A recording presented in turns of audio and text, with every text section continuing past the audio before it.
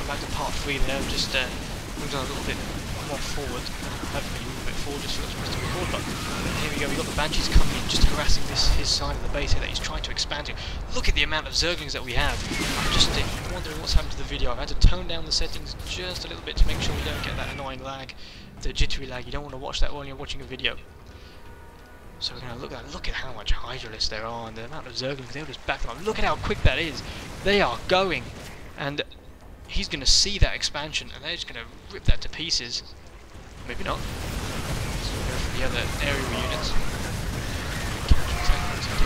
Any resources coming his way.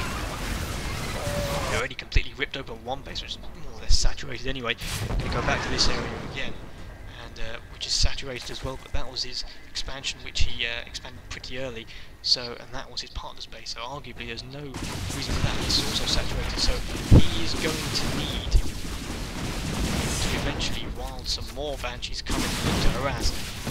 Basically, his Banshees are really looking to take down what is there. It's a saturated field already. He's going to look to take down as many drones as he possibly can to try and stop his rate of resource gathering. But we can see, look at that, 5,000 and more or less 2,000 gas. They've taken out quite a few overalls, which is why his food count's showing the red. He's going to go for the attack. They're getting up some bunkers. They're not putting any units inside. You can tell the attack's coming. Look how many Zerglings there are. He has to see that. And look at the amount of Hydralisks. Look at that. Level 3 upgrades. And say the Zerg level 3, level 2 claws. Now they are going to go for it. They're just sitting there. You got to ask what Swilly's doing there. You can only see a couple of Zerglings, surely. Oh, there he goes. Going to go attack them, but there you go. Surrounding dead, surrounding dead.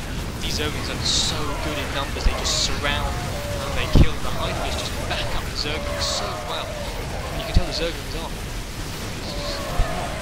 the best armor, but you know, you can look at these Hydralisks in the background, just giving so much support, and you can always spawn so many more Zerglings. Just simply because of how much food count he has, and because of how much layers he has. He can just keep spawning more. They will come as quick as they get. And Swilly's left the game. He knows it's over. He has no defense in his base whatsoever. I have no idea why to have such little units in your base that amount of time. I have no idea why. This is fantastic play from Gfire. He is doing everything right. He is spawning mass amounts of Hydralisks. You know, I just like to see the Zergs. The Zergs are the best, and Box Factor has just left as well, and that's a fantastic. I think they both knew it was all over. They just both tried to camp that little choke point there, but that was it. I mean, the starports didn't make. They made a huge difference, but they just couldn't keep up that harassment, and the harassment wasn't early enough. But Gfire just bided his time, wasted his moment for Swilly to be left out. When you're 2-1 down, or when you're facing 1v1 in a 2-player game, and Gfire's just taken over his friend's base, and you can spawn Zerglings and Hydralisks like that, you're in big trouble, and there is no point. And look, he has nothing there. I mean, that is inexcusable. There is nothing there.